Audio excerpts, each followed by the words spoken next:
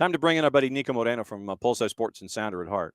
We'll check the background, see what it looks like, see if you style and profiling. Check it, check it, check. There it is. Look at that.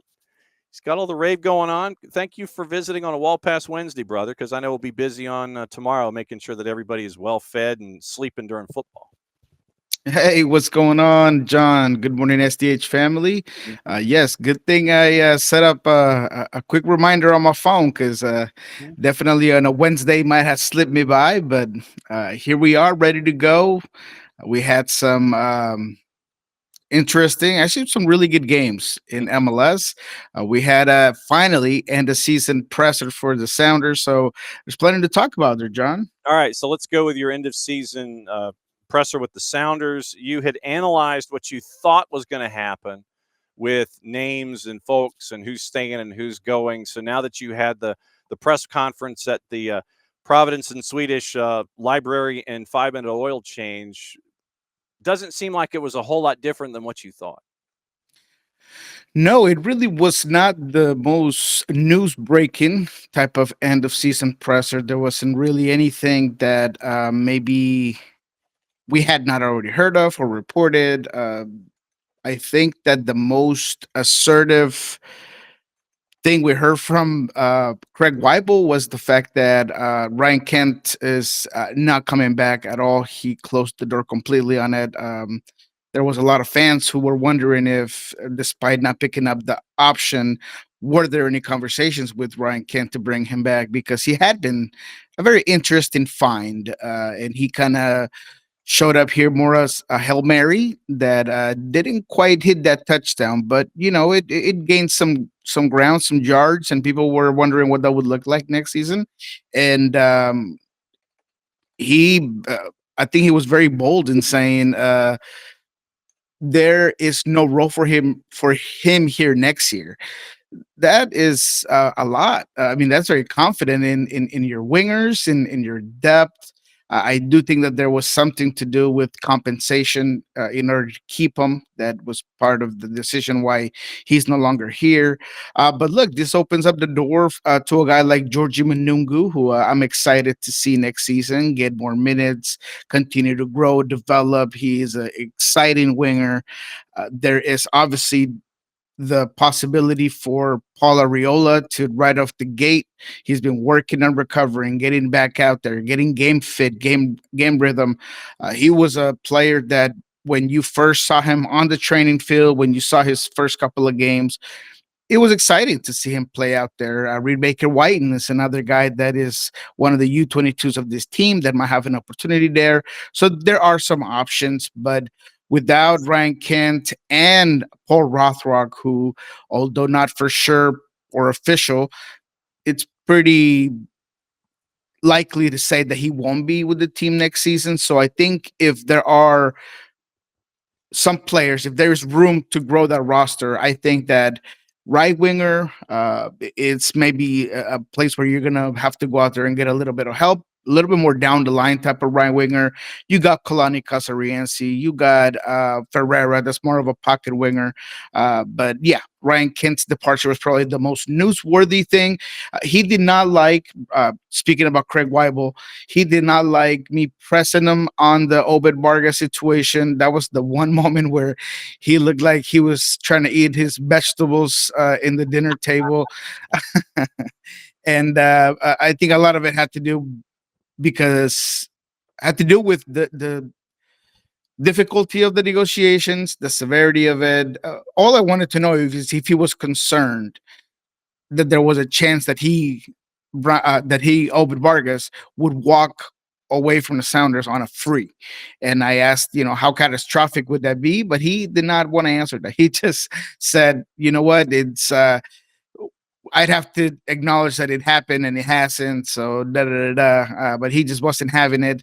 I still think that the Obed Vargas situation right now is one of the biggest decisions that you got to make as a club. If he is looking for even a TAM deal beyond the U22 spot that you were hoping to get him under, man, I don't know if you might have to give it to him or you might have to pick up and take one of these early offers early in the year.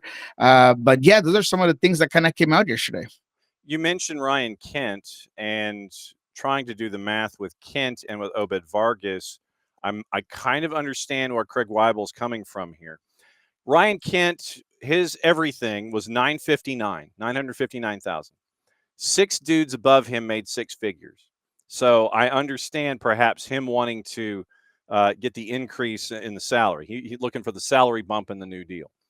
And you combine that, though, with Obed Vargas, who is in an option year. And Obed is making just over 100. I think it's like 134, something like that. And then Paul Rothrock, you mentioned out of contract, it's like, hey, we want you, but we got to figure it out. If you are looking to keep Obed Vargas, I understand possibly jettisoning Ryan Kent because you're going to need that money, even though you had seven figures worth of GAM. You had like 1.1 in GAM back in September. So trying to play the math of, okay, who do you want to keep? Ryan Kent, who wants a salary increase to get him north of $1 million. Obed Vargas, who's in an option year that you want to keep. And you've got two U22 spots available there as well. What side of that do you massage? And then the Rothrock situation. So I kind of see where Weibel's coming from in this. And Ryan Kent not looking at the other six guys is like, I want to be paid like those other six. So I understand the mechanics here. Am I off in trying to figure out, okay, if I can't go here, I want to keep those two or one of those two?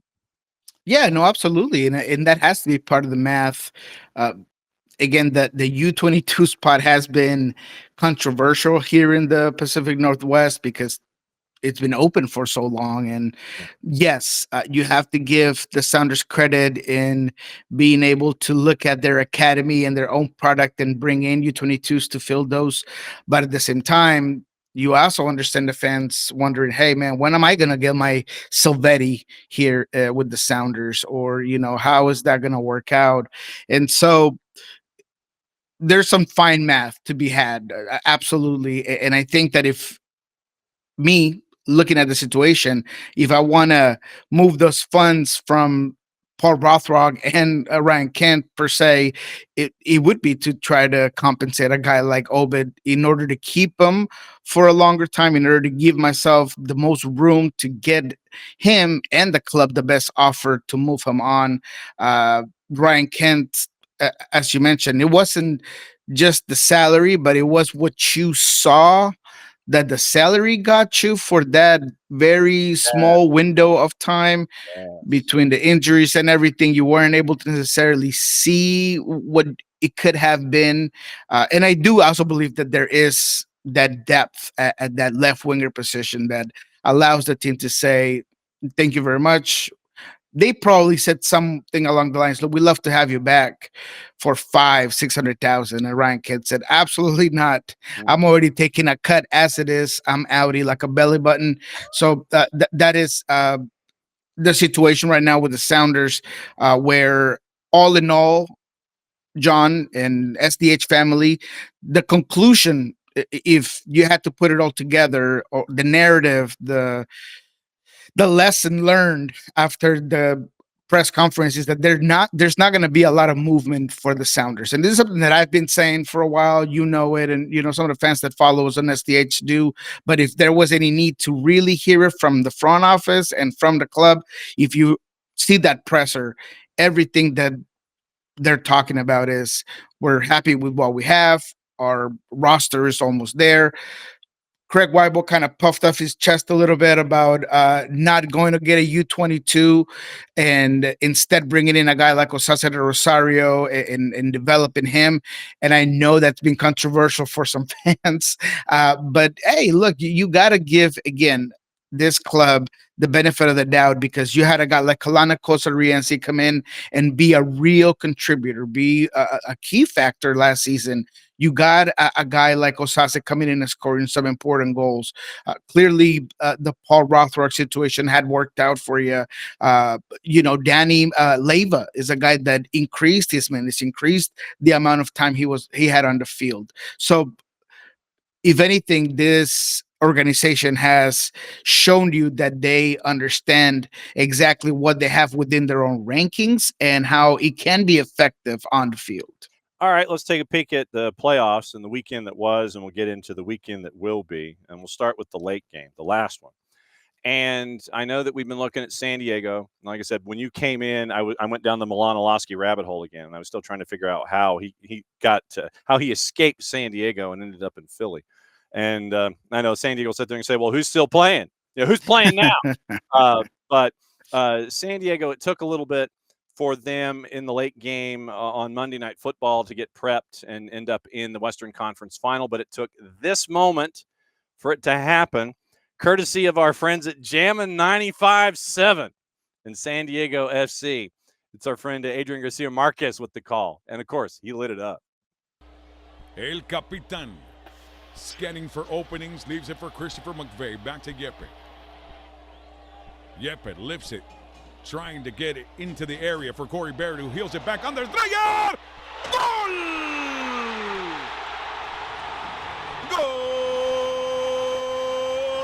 And it's El Paletero delivering again. Paletero rain in San Diego.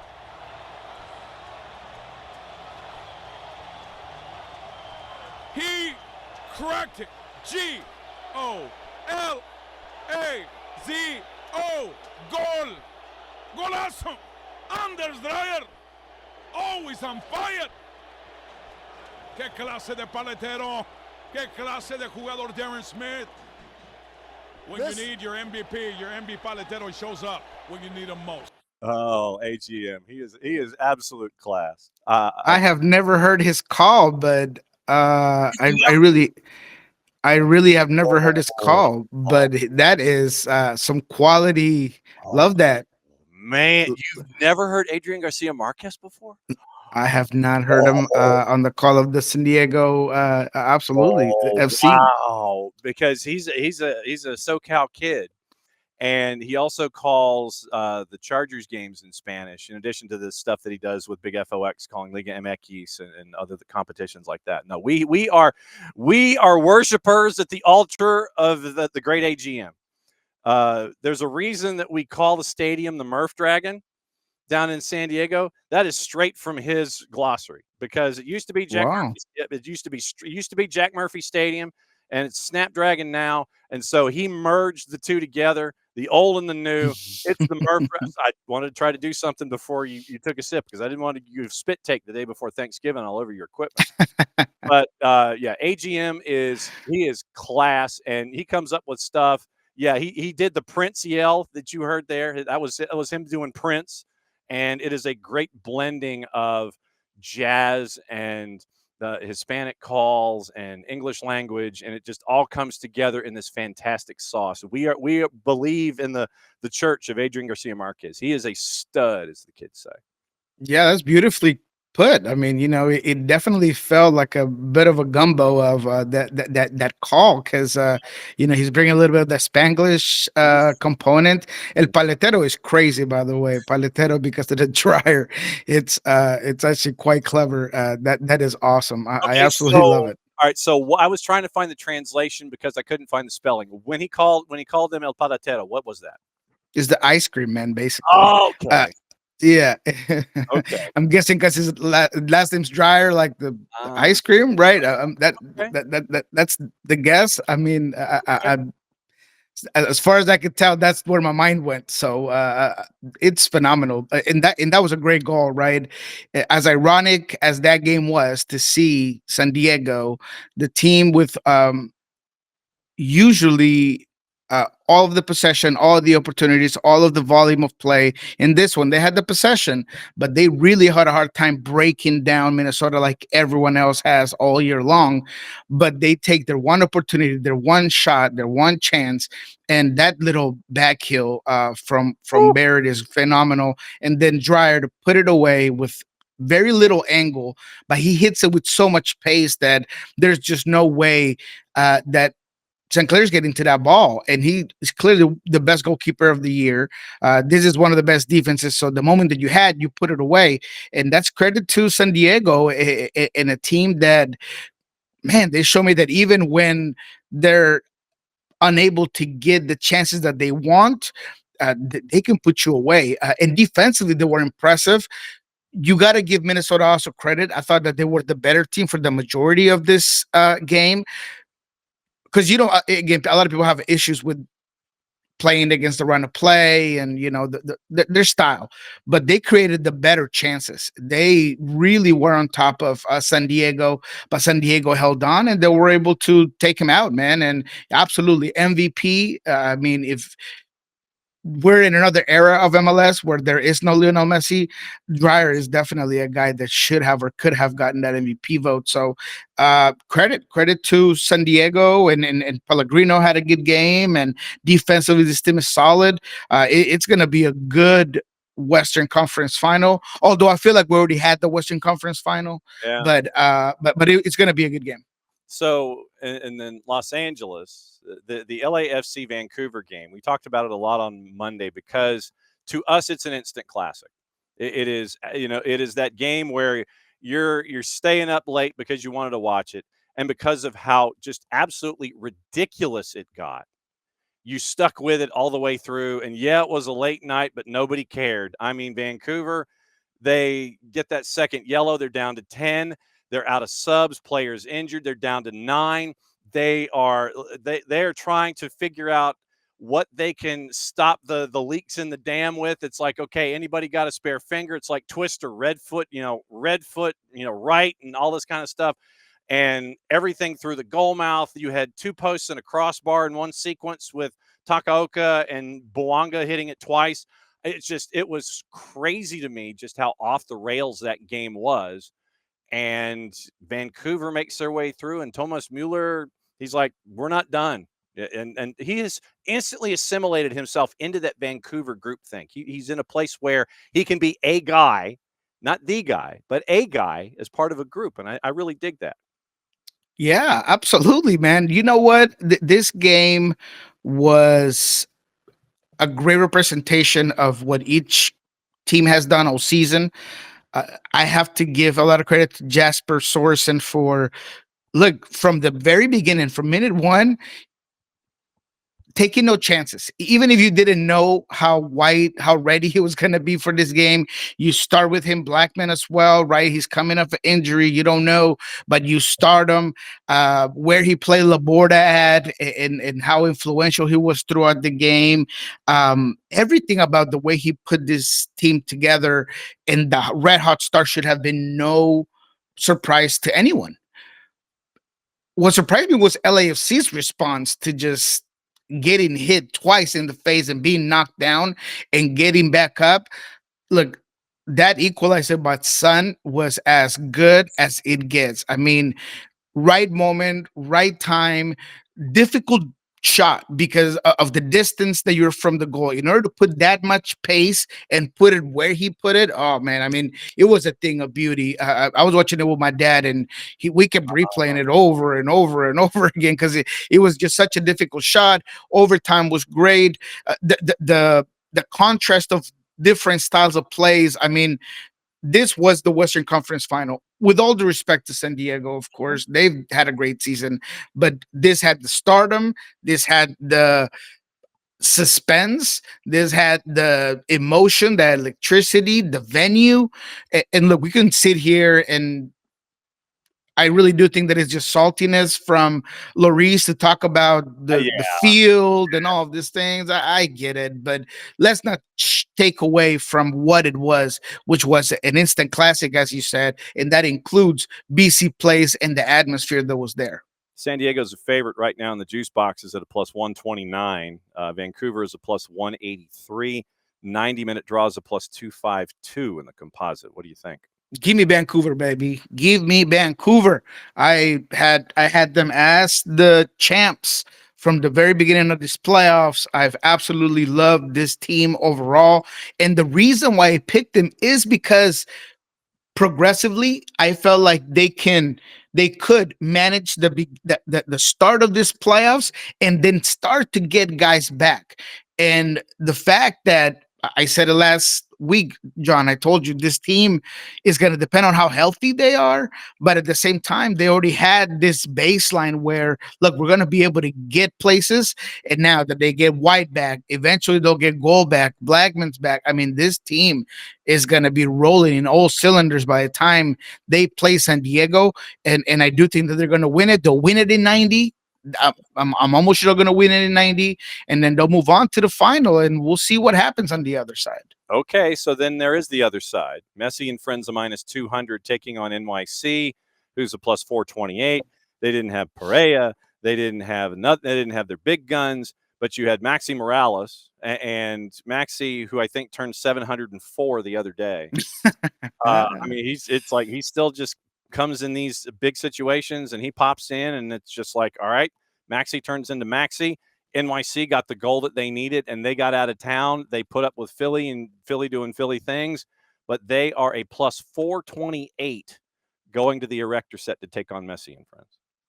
Yeah, that's a very reasonable line. I mean, to be quite frank, you got to give New York credit.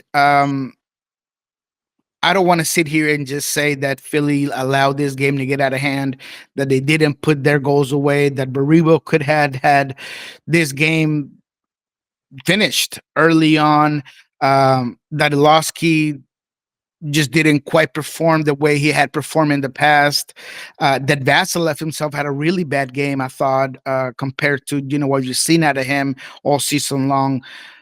But I want to just stay with how this New York team played and the way that Jansen set this team up, because he realizes that he has lost his best player, and he plays Nico Fernandez in this sort of like, I don't want to call it a false nine. I'm not really sure what to call it necessarily, but the way that he played with this team just worked. They were compact defensively. They give up some opportunities, but nothing that Matt Freese couldn't handle. And then on the attack, they were able to put some pressure on this Philadelphia team. Nico has been outstanding. I mean, all season long. But I continue to say that what makes this team tick is the character, the discipline, the energy, the understanding of what everyone does on that field, and they took it to a team like Philadelphia that reigns on the same principles. That's what they do, right? And there were some red flags about Philadelphia going into this playoffs, regardless of them being the Shield winners and everything. It showed in this one when it came down to the potatoes were boiling. It just felt like New York City just had been tested more, and they've been able to get out of more situations than Philadelphia. And that's what gets them the goal. That's what gets them the ability to just hold on to that lead. And you just got to give credit to the well coaching there in New York City. Couple of notes in the Eastern Conference before I let you loose for Thanksgiving. New York and DC United, Red Bulls and DC United have come out with their roster decisions while we've been talking. And as of 4 minutes ago, DC United releases their notes. And they have declined Christian Benteke's option for 2026. Dr. Erkut Sogut, Managing Director of Soccer Operations, did say that they remain in discussions with his reps regarding a potential return in 2026. Also actively working to identify and recruit top-level talent, including DPs, as a part of our broader roster build moving forward. 16 players under contract, 6 options exercised, 5 declined, roster of 22. Current negotiations with Benteke and homegrown forward Christian Fletcher after declining their options in 25.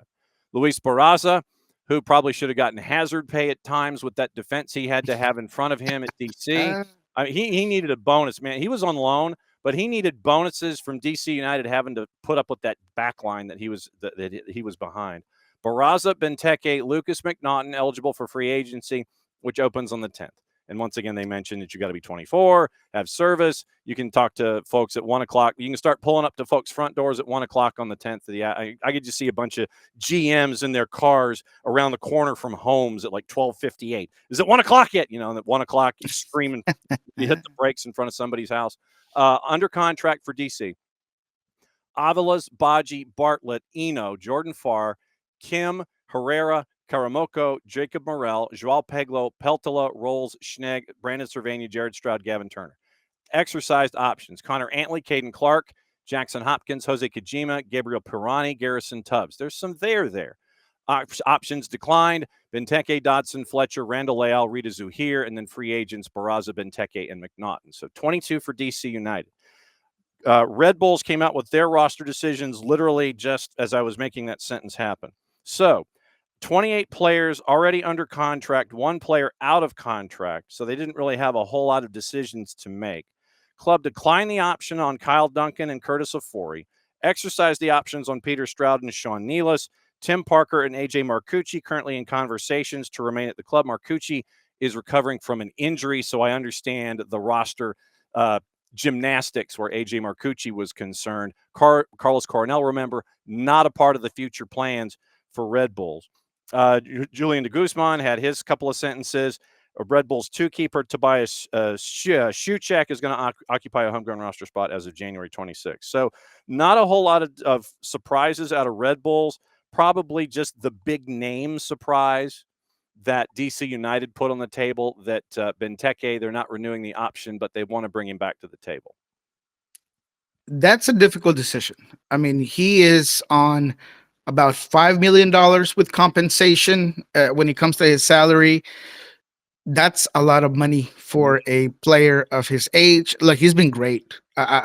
He's a dominant aerial threat every single time. You can count him in for goals without a doubt. He's a cerebral player as well. I don't think he gets a lot of credit for how well he reads and crashes the box and the other things that he provides aside from goal scoring. But look, DC United gave up 66 goals this season. They were the worst team in the Eastern Conference. The problems are a lot bigger than whether you want to keep Benteke or not. There is an identity crisis. There's a lack of midfield. So there's just to me, there's just a lack, period, at DC. Exactly. And I guess, we could put that on repeat because that's what we've seen from DC for so many years. But I really do think moving on from Benteke is in the benefit of just trying to fill up the rest of the holes of this team. When it comes to certain clubs, especially in a salary cap based league, at times you just need to allocate that money elsewhere. And I feel like DC needs to move on. Now, who picks that up? That could be interesting, right? There are only a few teams that I think could provide that solid salary in terms of money.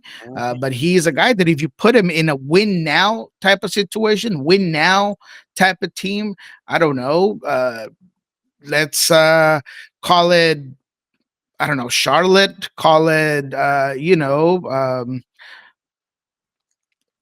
not Nashville, but there's some clubs that be able to pay him. How about Columbus? Well, I mean, you're looking for a team that needs a power forward. Basically, you're looking for that post up power forward, and he made, to your point, he made just under full compensation was like $4,937,500, something like that last year. So he's going to want something in that ballpark, and your philosophy, you need that post up power forward that can distribute to the wings because of the positional gravity that he is going to attract. It's that second touch that it's always key to DC. As soon as Benteke chests it down, he's got possession of it. Where does he go? That's the key. So whatever offense can handle the GAM, handle the salary, handle the DP spot that they're going to have to surrender for somebody like Benteke, unless he goes high TAM, maybe shoot. Power. You need a power forward, basically, first and foremost. Yeah, I don't think he fits necessarily, and I do feel like these guys are going to go get more of their own style of striker. But if there's a team that has room and a spot, could be Miami. I mean, Miami. I wasn't going to say it. I know. It was staring at me in the face. I thought it. And you've got the pink going on behind you as a That's what it was. That's what reminded me right there. And I was like, he's got the pink going on the screensaver. It entered my head to be Messi and friends if you need a post-up power forward, but that kind of goes against what Mascherano has been doing with the speed and creating opportunities. It would be like replacing Suarez with Benteke, if that makes any sense. Exactly. And that's the only reason why I brought it up, because that could be it. That could be a possibility. Again, Columbus is another team that does need that firepower guy. Again, doesn't quite fit, but with Wilfred Nancy potentially leaving, what do we know about what's the fit? I mean, Mhm. we don't know what that's going to look like next year. There's clearly a talented roster that needs that final gunpowder at the end of that attacking system, and he could be it. But there's going to be plenty of suitors for a guy like Benteke. All right. So, what is going on at Sounder at Heart and Pulso Sports? What are you doing for the holiday? What's the meal? What are you taking that no one else is allowed to eat? What's the wild card? Hit me. Yeah, please go ahead and check out our end of season and the very last what we learned this season. What we learned this week with Jeremiah Shand of the 2025 season. We really broke down everything that we heard from Brian Smetzer and Craig Weibel in this episode. We give you a real look on what to expect next season with the Sounders. I've heard a lot of hyperbolic takes, and there's MLS influences out there that they don't really have the insight. They kind of go more off of vibes, and they were talking about how pivotal the next season for the Sounders is, and the reality is that there's no indicators that next season is going to be pivotal at all for the Sounders. You could even say that maybe it might be difficult to get the Sounders motivated the way you did this year, because you had Club World Cup. You had, all of these achievements, right? CCC, all these things that you're playing for. Next season, you don't have a lot of that. A lot of the excitement is going to be just on the World Cup, and that has nothing to do with the Sounders necessarily. So next season is going to be very low on news, very low on moves. You're going to take it on. The pivotal season will come 2027, which I asked about, but nobody wanted to talk about it. Craig Weibel was like, that's a year from now. We don't want to talk about that. But the calendar changed, potentially new ownership within the Sounders, a new way of doing business, perhaps, for this team. 2027 will be the pivotal season. So check that out. It's a really good episode. Really recommend it. On Monday, we'll come in back with Ari Lillenwall in kickoff. So those are the things that we have going on. Pulso Sports, of course, you'll find a press conference. You'll find a couple of other things that we're going to be doing for the end of season shows. And when it comes to Thanksgiving, have the whole family coming over. We got 2 different turkeys. My sister-in-law is making a turkey and salsa, which is a new recipe that she is putting together. My dad always does it very traditional style turkey. So we got a lot going on. I'm making a holiday Moscow Mule for the drink of choice. So yeah, man, it's gonna be a good time here at the Moreno family Wow. household. That turkey and salsa. That sounds. The boss would be all over that. She's into the spicier stuff. And Yes. yeah, so yeah, the boss would absolutely be all over that. So if that recipe is available, go ahead and email it to me, because I'm going to give it to her, and then she'll sit there and go, ooh, she'll go and get it, Oh whatever. yeah, I got you. All right. I love you very much, my friend. Be safe. Have a great holiday. We'll catch up with you again next week, back to normal times, and we will know who's going to be in the last games of the year. So we'll figure it out. Oh, actually, can I have you next Wednesday again at 10:30, week from today? Yes, next Wednesday. Perfect. I'll make sure to put it on my phone, because if not, I'll absolutely forget. Right. So yes, absolutely. I'm in on Wednesday for sure. Good deal, because Thursday next week, we're looking to try and get as many of our friends from Apple TV Plus to come in and crash and just look into the MLS High Senior Yearbook and give, most likely to succeed, all the awards and what they think for the season MLS Cup. So that's going to be next Thursday Nice. in a perfect world. And so I want you to anchor and be back here a week from today at 10:30. And then you'll be back in 2 weeks on your normal slot, and you'll see how tired I am after the high school football championship. So that's it for the next couple of weeks. Love you, my friend. We'll see you soon. Appreciate you, man. Have a good one. All right, there goes Nico Moreno from Pulso Sports and Sounder at Heart, and it's always good to catch up with our friend Nico and find out what's going on with turkey and salsa. And that sounds amazing.